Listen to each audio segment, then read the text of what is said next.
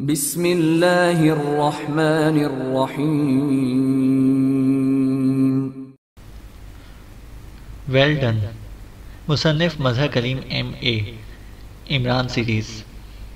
Super Fayyaz Aziz Khan سے ملنے کے بعد جیپ دوڑاتا سیدھا اپنے دفتر پہنچا، اور اس وقت اس کا پھولا ہوا سینہ کچھ اور پھول گیا جب وہاں اس کا استقبال بالکل ویسے ہی انداز میں ہوا جیسے سر رحمان کا کیا جاتا تھا، کیونکہ سر رحمان ہیڈ کوارٹر فون کر کے یہ ہدایات دے چکے تھے کہ انہوں نے اپنے اختیارات بھی عارضی طور پر سپر فیاض کو دے دیے ہیں۔ فیاض ابھی اپنے دفتر جا کر بیٹھا ہی تھا کہ دروازہ کھلا اور انسپکٹر عارف، جو فیاض سے خاصا بے تکلف تھا، اندر داخل ہوا۔ مبارک ہو فیاض، ڈائریکٹر جنرل بن گئے ہو۔ عارضی ہی صحیح، بن تو گئے ہو، انسپکٹر عارف نے اندر آتے ہی انتہائی بے تکلفانہ لہجے میں کہا۔ مبارک کا شکریہ انسپکٹر عارف، مسئلہ اختیارات ملنے کا نہیں، اس وقت مسئلہ فائل ملنے کا ہے۔ اگر سر رحمان کی واپسی تک فائل نہ مل سکی تو وہ نہ صرف اپنے اختیارات واپس لے لیں گے بلکہ ساتھ ہی میری جان بھی لے لیں گے، فیاض نے قدرے پریشان سے لہجے میں کہا۔ اگر کسی خصوصی دعوت کا وعدہ کرو تو میں اس معاملے میں تمہاری مدد کر سکتا ہوں، انسپکٹر عارف نے کرسی پر بیٹھتے ہوئے کہا۔ کیا مطلب؟ تمہیں معلوم ہے کہ فائل کہاں ہے؟ فیاض نے بری طرح چونکتے ہوئے پوچھا۔ معلوم تو نہیں ہے، لیکن اگر کوشش کی جائے تو معلوم ہو سکتا ہے، لیکن پہلے وعدہ، انسپکٹر عارف نے مسکراتے ہوئے کہا۔ تم دعوت کی بات کر رہے ہو عارف؟ اگر تم فائل کی واپسی میں میری مدد کرو تو میرا وعدہ کہ میں تمہیں سینئر انسپکٹر بنوا دوں گا، فیاض نے تیز لہجے میں کہا، اور انسپکٹر عارف فیاض کی بات سن کر کرسی سے اچھل پڑا۔ اوہ اوہ، پھر تو ایک فائل کیا، میں 10 فائلیں تلاش کر سکتا ہوں، لیکن سوچ لو، ایسا نہ ہو کہ فائل ملنے کے بعد تم ٹالنا شروع کر دو، عارف نے انتہائی مسرت بھرے لہجے میں کہا، کیونکہ جو وعدہ فیاض نے کیا تھا وہ تو اس کے تصور میں بھی نہ تھا۔ سینئر انسپکٹر کے عہدے تک ترقی کا تو اس کا ذہن بھی نہیں سوچ سکتا تھا۔ وہ ابھی حال ہی میں انسپکٹر بھرتی ہوا تھا، اپنے کام کے لحاظ سے اس مختصر عرصے میں اس نے سر رحمان کو خاصا متاثر کر لیا تھا، لیکن چونکہ وہ ایک عملی آدمی تھا اس لیے اسے معلوم تھا کہ صرف سر رحمان کی خوشنودی اس کے کام نہیں آ سکتی جب تک سپرنٹینڈنٹ فیاض کی خوشنودی بھی حاصل نہ کی جا سکے، کیونکہ دفتری کام سپر فیاض کے ذریعے ہی آگے بڑھتا تھا، اور سپر فیاض کی خوشامد پسندی ایک ایسی کمزوری تھی جو اسے فوری طور پر بھانپ لی تھی۔ نتیجہ یہ کہ اس نے اس کمزوری کا پورا فائدہ اٹھایا، اور فیاض کے معمولی سے کام کی بھی اس قدر تعریف کرتا کہ فیاض اسے اپنا سب سے زیادہ ہمدرد سمجھنے لگا۔ یہی وجہ تھی کہ فیاض جیسا رکھ رکھاؤ رکھنے والا آفیسر بھی اس سے بے تکلف ہو گیا تھا۔ جلدی کرو، نکالو، کہاں ہے فائل؟ فیاض نے بڑے بے چین سے لہجے میں کہا۔ ارے، فائل میں اپنی جیبیں تو نہیں رکھی ہوئی، لیکن میرے پاس ایک ایسا کلیو ہے کہ اگر اس کلیو پر کام کیا جائے تو ہم فائل تک پہنچ سکتے ہیں، انسپکٹر عارف نے سنجیدہ ہوتے ہوئے کہا۔ کون سا کلیو؟ جلدی بتاؤ، فیاض نے تیز لہجے میں کہا۔ سپر فیاض، جو 2 افراد وزارت داخلہ کے افسر بن کر یہاں سے فائل لے کر گئے ہیں، ان میں سے ایک آدمی کو میں نے گولڈن ایئر نائٹ کلب کے مالک ٹام کے دفتر میں جاتے دیکھا تھا۔ اس وقت میں یہ سمجھا تھا کہ یہ وزارت داخلہ کا افسر ہے، اس لیے مجھے یہ خیال آیا تھا کہ ٹام جیسے عام سے گنڈے کی اتنے بڑے افسر کے ساتھ اس طرح بے تکلفانہ تعلقات کی وجہ معلوم کروں۔ ٹام کا ایک اسسٹنٹ جابر میرا خاصا گہرا دوست ہے، اس لیے میں نے سوچا کہ جابر سے بات کی جائے۔ چنانچہ میں نے جابر کو تلاش کیا تو وہ نہ ملا۔ اس کے ایک ساتھی نے بتایا کہ جابر باس ٹام کے کسی انتہائی خفیہ کام کے لیے گیا ہوا ہے۔ مزید اس نے ہی بتایا کہ باس ٹام نے اسے ایک لفافہ دیا ہے اور وہ اس لفافے کو کسی پارٹی تک پہنچانے گیا ہے۔ ٹام کے اسی ساتھی نے ہی بتایا کہ یہ لفافہ ٹام کے اس دوست نے دیا ہے جو اس وقت دفتر میں موجود ہے۔ اس بات پر میں اور زیادہ چونک پڑا۔ پھر مجھے پتہ چلا کہ یہ آدمی جسے میں وزارت داخلہ کا افسر سمجھ رہا تھا ایک غیر ملکی ہے جو مقامی میک اپ میں تھا، اس کا نام روکسن ہے۔ یہ اس قدر اہم بات تھی کہ میں یہ سن کر بھونچ چکا رہ گیا۔ چنانچہ اب مجھے اس لفافے کی فکر ہو گئی۔ میں نے مزید تحقیق کی کہ آخر جابر کہاں گیا ہے، لیکن صرف اتنا معلوم ہو سکا کہ وہ گل بہار کالونی کے پہلے چوک پر جا کر اتر گیا تھا۔ کلب سے چونکہ وہ ٹیکسی کے ذریعے گیا تھا اس لیے ٹیکسی ڈرائیور کو تلاش کرنے کے بعد اتنا معلوم ہوا تھا، اس کے بعد اس کا پتہ نہ چل سکا۔ میں نے سوچا کہ آخر وہ واپس تو آئے گا۔ چنانچہ میں جب واپس انتظار کرتے ہوئے واپس کلب آیا تو یہاں کلب بم کے خوفناک دھماکے سے تباہ ہو چکا تھا۔ ٹام اور اس روکسن دونوں کی لاشوں کے پرخچے اڑ گئے تھے۔ تب سے اب تک میں جابر کو تلاش کرتا رہا ہوں، لیکن جابر کہیں نہیں مل سکا۔ نہ جانے اس کے ساتھ کیا ہوا۔ یہاں آ کر مجھے جب معلوم ہوا کہ تمہارے اس کانفیڈینشیل باکس میں اصل فائل تھی تو میں سمجھ گیا کہ اس پیکٹ میں لازماً وہ فائل ہی ہوگی، انسپکٹر عارف نے کہا۔ تمہیں کیسے معلوم ہوا کہ کانفیڈینشیل باکس میں فائل تھی؟ میں تو اب تک کسی کو نہیں بتایا، فیاض نے بری طرح چونکتے ہوئے کہا۔ سر رحمان نے جب تمہیں اختیارات دینے کی ہدایات دیں تو ساتھ ہی انہوں نے چیکنگ اسٹاف کو بھی زبردست چھاڑ پلائی کہ انہوں نے بغیر پوری تحقیق کیے فیاض کے دفتر سے اس کانفیڈینشیل باکس کو کیوں لے کر جانے دیا۔ اس میں اہم ترین ملکی فائل موجود تھی۔ ان کی اس بات سے مجھے پتہ چلا، انسپکٹر عارف نے وضاحت کرتے ہوئے کہا، اور فیاض نے سر ہلا دیا۔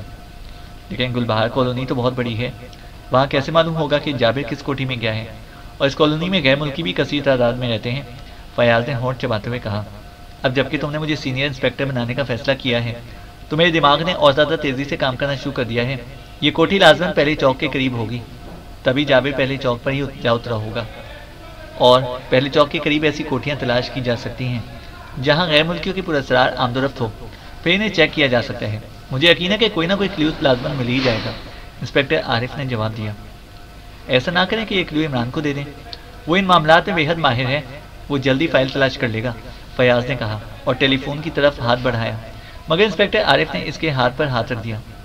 سپر فیاض، اپنا کام دوسروں کے حوالے کر دینے سے آدمی ترقی نہیں کر سکتا، تم فکر نہ کرو، انسپکٹر عارف کو اپنا سینئر انسپکٹر بنا لو، پھر دیکھنا کہ عارف اس عمران سے آگے رہتا ہے یا نہیں، اور میری کارکردگی سے محکمے میں تمہاری ہی عزت بنے گی، انسپکٹر عارف نے کہا۔ ٹھیک ہے، تمہاری بات درست ہے، لیکن ایک بات کا خیال رکھنا، اگر کبھی تم نے مجھ سے 2 ہاتھ آگے نکلنے کی کوشش کی تو ایسے جہنم میں پھینک دوں گا کہ ساری عمر چیختے رہو گے۔ فیاض نے فوراً ہی تلخ لہجے میں اپنے خدشے کا اظہار کر دیا۔ سپر فیاض، تم شیطیر ہو اور میں چھپکلی، تمہارے ساتھ کام کرتے ہوئے میری عزت بنی رہے گی، تمہاری عزت میں کوئی کمی نہ آئے گی، اور پھر میں تو ہمیشہ تمہارا ادنا سا خادم ہی رہوں گا۔ میری تمام صلاحیتیں صرف تمہاری عزت بڑھانے کے ہی کام آئیں گی، اگر کہو تو میں اس بات کا حلف بھی دے سکتا ہوں، انسپکٹر عارف نے فوراً ہی خوش آمدانہ لہجہ اختیار کرتے ہوئے کہا، اور فیاض اس کی خوش آمدانہ باتوں سے اس قدر خوش ہوا کہ اس کی آنکھیں بے اختیار چمکنے لگیں۔ سنو عارف، اگر تم کسی طرح یہ فائل برآمد کرا دو تو وعدہ رہا کہ نہ صرف تمہیں سینئر انسپکٹر بنا دوں گا بلکہ اپنا خاص اسسٹنٹ بھی بنا لوں گا، فیاض نے پرجوش لہجے میں کہا۔ اوکے، پھر اٹھو اور چلو گلبہار کالونی، ابھی کام شروع کر دیتے ہیں، انسپکٹر عارف نے مسکراتے ہوئے کہا، اور فیاض بھی جلدی سے اٹھ کھڑا ہوا۔ تھوڑی دیر بعد وہ جیپ میں بیٹھے گلبہار کالونی کی طرف بڑھے چلے جا رہے تھے۔ جیپ انسپکٹر عارف ہی ڈرائیو کر رہا تھا، کیونکہ بہرحال وہ ماتحت تھا، اور انسپکٹر عارف کی یہی عادت تھی جو کہ فیاض کو بہت پسند تھی کہ وہ بے تکلفی کا اظہار صرف علیحدگی میں کیا کرتا تھا، ورنہ دوسروں کے سامنے وہ انتہائی مؤدبانہ رویہ رکھتا تھا۔ گلبہار کالونی پہنچ کر انسپکٹر عارف نے جیپ سے ایک ریستوران کے سامنے روکی اور پھر نیچے اتر آیا۔ فیاض بھی اس کے ساتھ ہی نیچے آ گیا تھا۔ آپ خاموش رہیں گے سپرنٹینڈنٹ صاحب، کیونکہ پوچھ گچھ بڑے افسروں کی بجائے ماتحتی کیا کرتے ہیں، انسپکٹر عارف نے ریستوران میں داخل ہوتے ہوئے کہا، اور فیاض نے سر ہلا دیا۔ ریستوران کے کاؤنٹر پر موجود ادھیڑ عمر آدمی سپر فیاض کو وردی میں اندر آتا دیکھ کر پوری طرح چونک پڑا، اس کے چہرے پر تشویش کے گہرے سائے لرزنے لگے۔ جناب، حکم فرمائیے جناب، ادھیڑ عمر آدمی نے ان کے قریب پہنچتے ہی بڑے مؤدبانہ انداز میں کہا۔ میرا نام عارف ہے اور میں سینٹرل انٹیلیجنس کا انسپکٹر ہوں، اور یہ بڑے صاحب ہیں سپرنٹینڈنٹ فیاض، انسپکٹر عارف نے باقاعدہ تعارف کراتے ہوئے کہا۔ جی صاحب، میں سپر صاحب کو اچھی طرح جانتا ہوں صاحب، میں مختلف ہوٹلوں میں کام کرتا رہا ہوں، اب میں نے یہ ریستوران یہاں خود بنایا ہے، میں خادم ہوں جناب، میرا نام وکی ہے، ادھیڑ عمر نے ڈانٹ نکالتے ہوئے انتہائی خوش آمدانہ لہجے میں کہا۔ ہمیں معلوم ہوا ہے کہ تم گولڈن ایئر نائٹ کلب کے جابر کو جانتے ہو، اور جابر تم سے یہاں آ کر ملتا رہتا ہے، تمہیں تو یہ بات معلوم ہوگی کہ گولڈن ایئر نائٹ کلب میں بم کا دھماکہ ہوا ہے، ہم اس دھماکے کی تحقیقات کر رہے ہیں، اور شک ہے کہ یہ کام جابر نے کیا ہے، کیونکہ جابر دھماکے کے بعد سے غائب ہے، انسپکٹر عارف نے تیز لہجے میں کہا۔ جابر؟ او ہاں جناب، میں جانتا ہوں اسے، جس روز دھماکہ ہوا ہے اسی روز وہ یہاں آیا تھا، گرین ٹی اس کی کمزوری ہے، اور یہاں کی گرین ٹی کی شہرت پورے دارالحکومت میں ہے، وہ میرے پاس گرین ٹی پینے آیا تھا، میں نے اسے یہیں کاؤنٹر پر ہی گرین ٹی منگوا کر دی، میں نے اسے پوچھا کہ یہاں کیسے آنا ہوا، تو اس نے بتایا تھا کہ وہ ایک خاص کام سے یہاں آیا ہے، کسی سے ملنا ہے، بس اتنی بات ہوئی، پھر وہ گرین ٹی پی کر چلا گیا، اور اس کے بعد آج تک نظر نہیں آیا۔ البتہ جناب، اس کے جانے کے بعد میں نے دیکھا تھا کہ اس کا کی رنگ کاؤنٹر پر رہ گیا تھا، چنانچہ میں نے ایک ویٹر کو اس کے پیچھے بھیجا تاکہ اسے کی رنگ دے کر آ جائے۔ ویٹر کافی دیر بعد واپس آیا تو میں نے اس سے پوچھا کہ اس نے اتنی دیر کیوں لگا دی، تو اس نے مجھے بتایا کہ صاحب کو تلاش کرنا پڑا، وہ کوٹھی نمبر 25 کے گیٹ پر کھڑے نظر آئے، اور 25 نمبر کوٹھی کافی دور ہے، بس جناب اتنا تو مجھے معلوم ہے، اس سے زیادہ کچھ نہیں، وکی نے جواب دیتے ہوئے کہا۔ کوٹھی نمبر 25 میں کون رہتے ہیں تمہیں معلوم ہے؟ انسپکٹر عارف نے پوچھا۔ غیر ملکی ہیں جناب، اتنا تو مجھے معلوم ہے، پہلے یہ کوٹھی خالی تھی، ابھی حال ہی میں یہ غیر ملکی آئے ہیں، وکی نے جواب دیا۔ اوکے، شکریہ، انسپکٹر عارف نے کہا اور واپس مڑ گیا۔ سپرنٹینڈنٹ فیاض بھی ساتھ ہی موڑا اور چند لمحوں بعد وہ دونوں جیپ کے پاس پہنچ گئے۔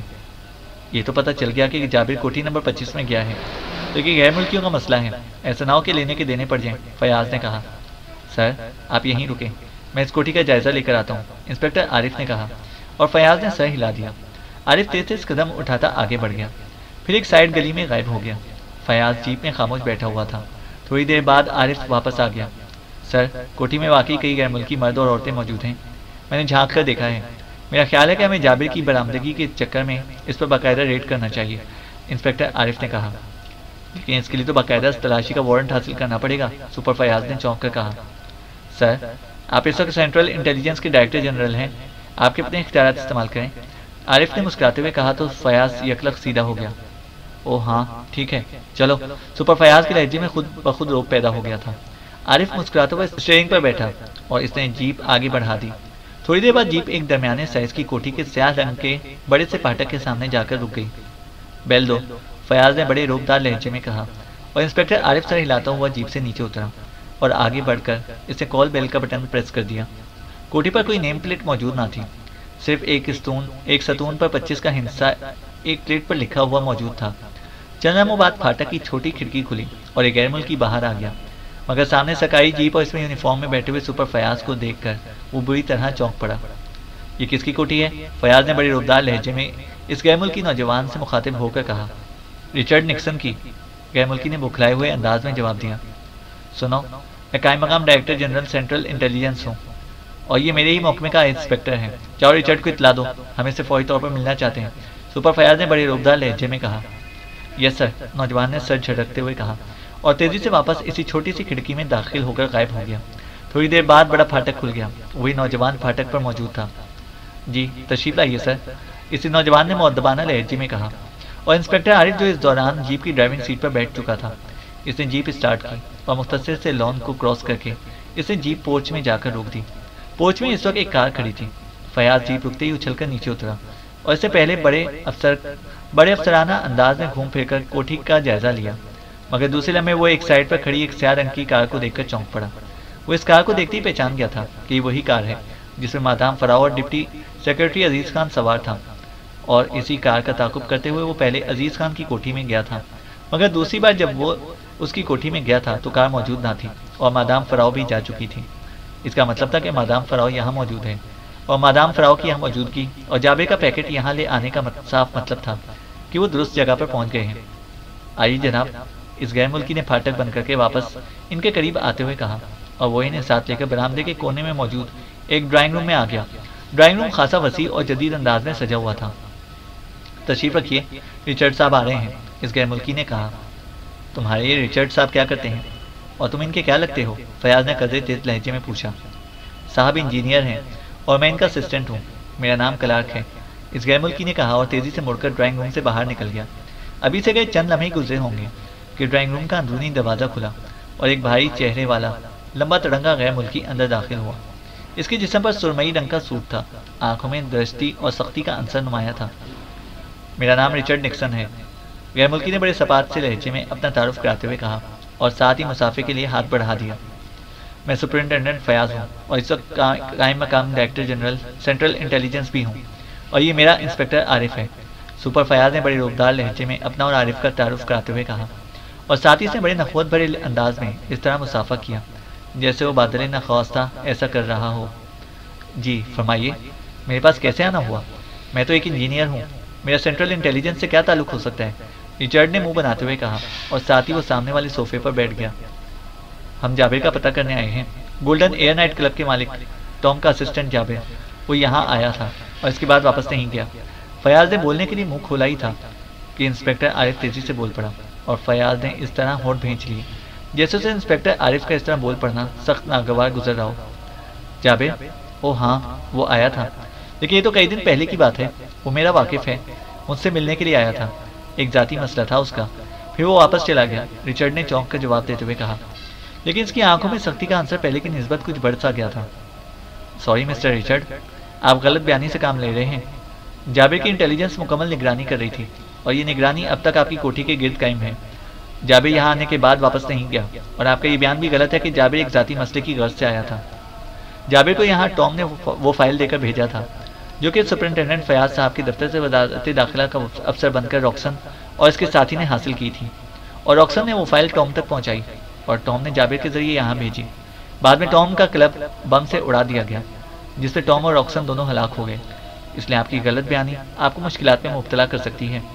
اگر آپ کا واقعی اس معاملے میں کوئی ہاتھ نہیں ہے تو پھر صحیح بات کر دیجیے، انسپکٹر عارف نے منہ بناتے ہوئے کہا۔ ہاتھ کیوں نہیں؟ مادام فراو بھی یہاں موجود ہے۔ کہاں ہے وہ؟ نکالو اسے، اور وہ فائل بھی نکالو، فیاض نے یکلخ انتہائی غصیلے لہجے میں کہا، اور اس کے ساتھ ہی اسے بجلی کی سی تیزی سے اپنے ہولسٹر سے سرکاری ریوالور باہر نکال لیا۔ اسے ریوالور نکالتے دیکھ کر عارف نے بھی ریوالور نکال لیا تھا۔ آپ صاحبان اتنے بڑے سرکاری عہدیدار ہونے کے باوجود نہ صرف غلط بیانی سے کام لے رہے ہیں بلکہ مجھ پر خواہ مخواہ الزام تراشی بھی کر رہے ہیں اور مجھے دھمکیاں بھی دے رہے ہیں۔ میں آپ کی ہر طرح تسلی کرا سکتا ہوں، آپ بے شک پوری کوٹھی کی تلاشی لے لیں۔ اگر آپ کو کوئی مادام فراو یا وہ جابر یا فائل مل جائے تو بے شک آپ مجھے گولی سے اڑا دیں، لیکن یہ بتا دوں کہ اگر آپ کے یہ الزام تلاشی غلط ثابت ہوئی تو آپ کی نوکری بھی جا سکتی ہے۔ ایکریمین سفارت خانے میں صرف ایک فون کرنا پڑے گا مجھے، اور بس، رچرڈ نے انتہائی سرد لہجے میں بات کرتے ہوئے کہا۔ شٹ اپ، مادام فراو کی کار یہاں موجود ہے، اس لیے تم کیسے کہہ سکتے ہو کہ مادام فراو یہاں موجود نہیں ہے؟ فیاض نے انتہائی غصیلے لہجے میں کہا۔ یہ کار میری ملکیت ہے، اس کے کاغذات بھی آپ کو پیش کیے جا سکتے ہیں، اور میں کسی مادام فراو کو نہیں جانتا۔ بولیں، تلاشی لینے کے بعد نوکری خطرے میں ڈالنی ہے؟ آپ لوگوں نے یہاں شرافت سے واپس چلے جانا ہے۔ رچرڈ کا لہجہ اور زیادہ سرد پڑ گیا۔ میں تلاشی لوں گا، فیاض نے بری طرح پیر پٹکتے ہوئے کہا۔ ٹھیک ہے، پھر مجھے تلاشی کا وارنٹ دکھائیے، رچرڈ نے ایک جھٹکے سے اٹھ کر کھڑے ہوتے ہوئے کہا۔ میں قائم مقام ڈائریکٹر جنرل ہوں، سمجھے؟ مجھے وارنٹ لانے کی ضرورت نہیں ہے، فیاض نے اسی طرح کرخت لہجے میں کہا۔ اوکے، واقعی آپ اتنے بڑے افسر ہیں کہ آپ کو وارنٹ کی ضرورت نہیں ہے۔ ٹھیک ہے، آئیے میرے ساتھ اور خوب جی بھر کر تلاشی لیجیے، رچرڈ نے یکلخ مسکراتے ہوئے کہا، اور ساتھ ہی وہ بیرونی دروازے کی طرف مڑ گیا۔ اس کے اس طرح اطمینان سے بات کرنے اور اطمینان بھرے انداز میں دروازے کی طرف مڑنے پر فیاض اور عارف دونوں کے تنے ہوئے اعصاب خود بخود ڈھیلے پڑ گئے، لیکن دوسرے لمحے رچرڈ بجلی کی سی تیزی سے مڑا، اور پھر دو دھماکوں کے ساتھ ہی فیاض اور عارف دونوں کے حلق سے چیخیں نکل گئیں، دونوں کے ہاتھوں سے ریوالور نکل کر دور جا گرے۔ اسی لمحے اندرونی دروازے سے تین غیر ملکی ہاتھوں میں مشین گنیں لیے اندر داخل ہوئے، اور انہوں نے مشین گنوں کا رخ ان دونوں کی طرف کر دیا۔ کیا تم نے ہم پر ہتھیار اٹھائے ہیں؟ ہم پر؟ سرکاری آدمیوں پر؟ فیاض نے اسی طرح آنکھیں پھاڑتے ہوئے کہا، جیسے اسے تصور ہی نہ تھا کہ اتنے بڑے آفیسر پر بھی کوئی شخص ہتھیار اٹھا سکتا ہے۔ ان کو ہتھکڑیاں لگا دو، اور اگر یہ ذرا بھی غلط حرکت کریں تو گولیوں سے اڑا دینا، رچرڈ نے انتہائی سخت لہجے میں اپنے ساتھیوں سے مخاطب ہو کر کہا، اور وہ تینوں بجلی کی سی تیزی سے ان دونوں کے عقب میں آئے، اور پھر چند لمحوں بعد ان کے ہاتھ پشت پر کر کے کلائیوں میں کلپ ہتھکڑیاں پہنا دی گئیں۔ عارف کا چہرہ ستا ہوا تھا، مگر فیاض کی بری حالت تھی۔ تم مادام پارکر کی قید سے تو زندہ نکل گئے تھے فیاض، مگر رچرڈ کی قید سے تمہاری لاش ہی بار جائے گی، رچرڈ نے اس بار بھوکے بھیڑیے کے سے انداز میں دانت نہ کھوستے ہوئے کہا، جسے بڑی طویل مدت کے بعد کوئی مرغوب شکار نظر آیا ہو۔ اس کی آنکھوں میں تیز چمک تھی۔ ہمارے ساتھی باہر موجود ہیں، اور اگر ہمیں یہاں دیر ہوگی تو وہ یہاں ریڈ کر دیں گے، عارف نے ہونٹ چباتے ہوئے کہا۔ اسی بات کی وجہ سے تو تم ابھی تک زندہ ہو، لیکن فکر نہ کرو، تمہارے ساتھی باہر کھڑے رہیں گے، اور ہم تمہارے سمیت یہاں سے خفیہ طور پر نکل جائیں گے، رچرڈ نے تیز لہجے میں کہا، اور پھر وہ اپنے ساتھیوں سے مخاطب ہو گیا۔ فوری طور پر اپنے سامان کی پیکنگ کرو اور خفیہ راستے سے پوائنٹ ایکس پر پہنچا دو، یہ آخر میں جائیں گے۔ میں باس سے بات کر لوں، ان لوگوں نے جو انکشافات کیے ہیں وہ انتہائی خطرناک ہیں، صرف ایک آدمی آ رہے، باقی جا کر کام کریں، رچرڈ نے کہا، اور تین مشین گن برداروں میں سے دو تیزی سے چلتے ہوئے کمرے سے باہر چلے گئے، جبکہ فیاض اور عارف دونوں کو صوفوں پر بٹھا دیا گیا، اور ایک مشین گن بردار ان کے عقب میں کھڑا رہا۔ رچرڈ تیزی سے ایک سائٹ پر موجود ٹیلی فون کی طرف بڑھا، اور اس نے ریسیور اٹھا کر نمبر ڈائل کرنے شروع کر دیے، مگر دوسری طرف سے گھنٹی بجنے کے باوجود کسی نے ریسیور نہ اٹھایا۔ باس کہاں چلا گیا؟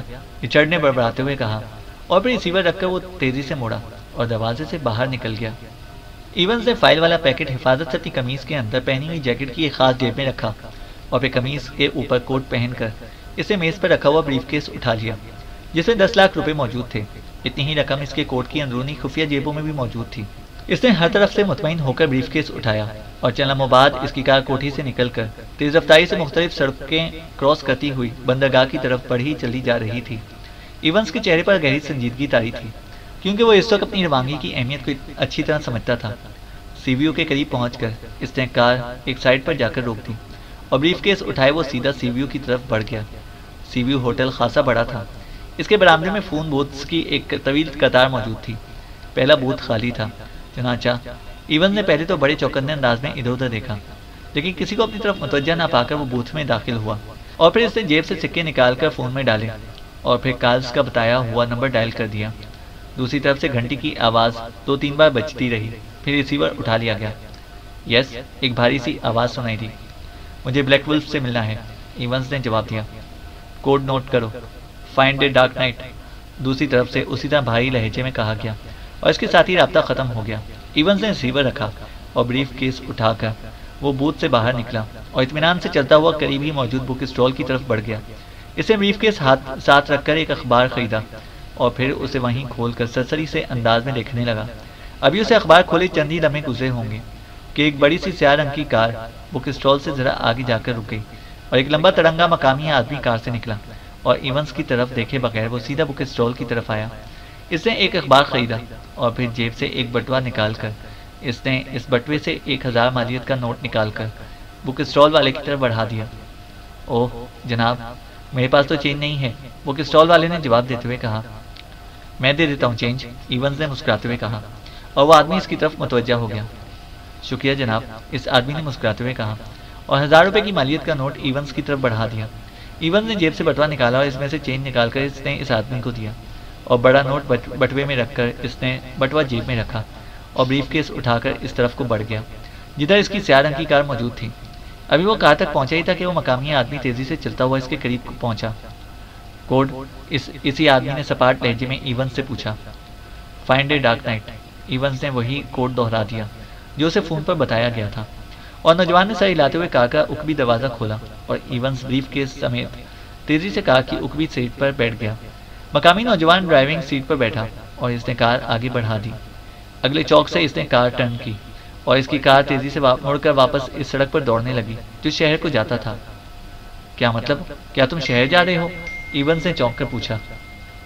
نہیں، خاموش بیٹھے رہو، نوجوان نے انتہائی کرخت لہجے میں کہا، اور پھر سے پہلے کہ ایونز کچھ کہتا اچانک سڑک کی تیز آواز کے ساتھ ہی اگلی اور اکبی سیٹوں کے درمیان شیشے کی دیوار حائل ہو گئی۔ ایونز بری طرح اچھل پڑا، اسے جلدی سے دروازہ کھولنا چاہا لیکن دروازے کے ہینڈل جام ہو چکے تھے۔ اسی لمحے نامانوس سی بو کا بھپکا اس کی ناک سے ٹکرایا اور ایونز کے ذہن پر ایک لمحے کے 1000ویں حصے میں تاریکی کا دبیز پردہ پھیلتا چلا گیا۔ پھر جیسے اندھیرے میں دور سے روشنی چمکتی ہے، اس طرح روشنی کا نقطہ اس کے ذہن میں چمکا اور پھر یہ نقطہ پھیلتا چلا گیا اور ایک جھٹکے سے ایونز کا نہ صرف شعور جاگ اٹھا بلکہ اس کی بند آنکھیں بھی کھل گئیں۔ پہلے تو اسے ماحول دھندلا دھندلا سا نظر آیا لیکن پھر آہستہ آہستہ صاف ہوتا گیا۔ دوسرے لمحے وہ یہ دیکھ کر حیران رہ گیا کہ وہ ایک بڑے سے کمرے میں ایک لوہے کی ایک کرسی پر بیٹھا ہوا تھا اور لوہے کے راڈ سے اس کا پورا جسم ٹانگوں سمیت اس کی کرسی میں سختی سے جکڑا ہوا تھا۔ اس کا کوٹ، شرٹ، حتیٰ کہ اندرونی جیکٹ بھی غائب تھی اور اب اس کے اوپر والے جسم پر سے بنیان ہی نظر آ رہی تھی۔ اس نے گردن گھما کر ادھر ادھر دیکھا، کمرہ بالکل خالی پڑا ہوا تھا۔ تو اس کاز نے دھوکہ دیا ہے، ایونز نے بڑبڑاتے ہوئے کہا، لیکن اس سے پہلے کہ وہ اس کرسی کی گرفت سے آزاد ہونے کی کوئی تجویز سوچتا، اس کے سامنے موجود کمرے کا دروازہ کھلا اور کارلز مسکراتا ہوا اندر داخل ہوا۔ اس کے پیچھے وہی مقامی آدمی تھا جو ایونز کو کار میں لے کر آیا تھا۔ خوش آمدید ایونز، مجھے یقین ہے کہ تمہیں یہاں تک آنے میں کوئی تکلیف نہ ہوئی ہوگی، کارلز نے بڑے طنزیہ انداز میں مسکراتے ہوئے کہا۔ کارلز، مجھے تم سے یہ امید نہ تھی، تم نے میرے اعتماد کو دھوکہ دیا ہے، ایونز نے ہونٹ چباتے ہوئے کہا اور کارلز نے بے اختیار کہکا مارا۔ اعتماد، دھوکہ؟ ایونز، تم جس دنیا کے باسی ہو وہاں یہ الفاظ بے معنی ہوتے ہیں۔ یہاں ہر شخص اپنے مفاد کے لیے جدوجہد کرتا ہے۔ جب تم نے پہلی بار مجھ سے رابطہ قائم کیا تھا اس وقت میری ذاتی حیثیت کچھ اس قدر نہ تھی کہ میں تمہارا کچھ بگاڑ سکتا، اس لیے اس وقت مجھے صرف تھوڑی سی رقم کی ضرورت تھی جو میں نے تم سے لے لی اور تمہارا کام کر دیا۔ لیکن اب میری حیثیت تبدیل ہو چکی ہے، اب میرے پاس اپنا طاقتور گروپ موجود ہے، اس لیے اب میں نے سوچا کہ صرف 10 لاکھ روپوں پر ہی کیوں تکیہ کروں، کیوں نہ فائل بھی ساتھ ہی حاصل کر لوں جو تم نے بھی مادام پارکر سے چوری کی ہے۔ تم نے تو خود بھی محنت نہیں کی، کارلز نے بڑے طنزیہ لہجے میں کہا۔ اگر تم نے یہی کچھ کرنا تھا تو پھر اتنا لمبا چوڑا کھڑا پیر پھیلانے کی کیا ضرورت تھی، ایونز نے ہونٹ کاٹتے ہوئے کہا۔ مجھے معلوم ہے ایونز کہ تم یہاں اکیلے نہیں ہو، تمہارا پورا گروپ ہے، اور مجھے خدشہ تھا کہ تم لازماً اپنے گروپ کو نگرانی کے لیے ساتھ رکھو گے، اس لیے مجھے یہ سارا الجھاؤ پیدا کرنا پڑا تاکہ چیک کر سکوں کہ تمہاری نگرانی ہو رہی ہے یا نہیں۔ لیکن تم میرے خیال میں بہت بوڑھے ہو گئے ہو، تم احمقوں کی طرح سوچے سمجھے بغیر اکیلے ہی چل پڑے۔ بہرحال اب وہ فائل تو میں نے قبضے میں لے لی ہے، اب تم صرف یہ بتا دو کہ تم نے اس فائل کا سودا کس پارٹی سے کیا تھا۔ اگر تم یہ بتا دو تو پرانے تعلقات کے پیش نظر میں تمہیں زندگی بخش سکتا ہوں، ایونز نے سخت لہجے میں کہا۔ سنو، یہ فائل تمہارے کسی کام نہیں آئے گی، اس لیے تم ایسا کرو کہ مجھ سے مزید رقم لے لو اور فائل مجھے دے دو، میں سب کچھ بھول جاؤں گا، ایونز نے کہا، اور کارلز ایک بار پھر ہنس پڑا۔ تم اپنی طرح مجھے بھی احمق سمجھتے ہو ایونز؟ سنو، دو راستے تو میرے پاس موجود ہیں۔ ایک تو میں یہ فائل مادام پارکر کو فروخت کر سکتا ہوں، وہ مجھے لازماً لمبی رقم دینے پر آمادہ ہو جائے گی۔ دوسرا، یہ فائل میں یہاں کی حکومت کو بھی فروخت کر سکتا ہوں، لیکن تم اپنی جان گنوا بیٹھو گے۔ اب دونوں راستے تمہارے سامنے کھلے ہوئے ہیں، چاہے اپنی جان ضائع کرو یا بچا لو۔ بہرحال یہ فائل تو تمہیں کسی صورت بھی نہیں مل سکتی، کارلز نے جواب دیتے ہوئے کہا۔ پارٹی کا رابطہ مجھ سے براہ راست نہیں ہے، ایکریمیا کے ایک گروپ نے مجھے ہائر کیا ہے، اس گروپ کا نام لاسٹ ڈان ہے، بہت طاقتور اور بڑا گروپ ہے۔ میں نے تو فائل ان کے حوالے کرنی تھی اور اپنی رقم لے لینی تھی، بس، ایونز نے ہونٹ چباتے ہوئے جواب دیا۔ ٹھیک ہے، اب میں اس پارٹی کو خود تلاش کر لوں گا۔ گو، مجھے اس ٹائپ کے کاموں کا تجربہ نہیں ہے، لیکن اتنا میں جانتا ہوں کہ جس فائل کے پیچھے سیکرٹ سروس ٹکرے مار رہی ہے اور دو گروپ فائل کے لیے کام کر رہے ہیں، اس کی قیمت بھی بہت زیادہ ملے گی۔ تم اب چھٹی کرو، کارلز نے تیز لہجے میں کہا، اور اس کے ساتھ ہی وہ 2 قدم پیچھے ہٹ گیا۔ سنو کارلز، ایون نے بوکھلائے ہوئے انداز میں کچھ کہنا چاہا ہی تھا کہ کارلز کے ساتھ کھڑے ہوئے مقامی آدمی نے ہاتھ میں موجود مشین گن کا ٹریگر دبا دیا، اور ریٹ ریٹ کی تیز آواز کے ساتھ ہی ایونز کے حلق سے بے اختیار چیخ نکل گئی، اور اسے ایک لمحے کے لیے یہ احساس ہوا جیسے بے شمار گرم سلاخیں اس کے جسم میں داخل ہو رہی ہوں، اور اس کے بعد اس کے ذہن پر موت کا سیاہ پردہ پھیلتا چلا گیا۔ چینل کو سبسکرائب کریں اور بیل آئیکن کو پریس کریں تاکہ ہماری ہر اپڈیٹ آپ کو بر وقت مل سکے۔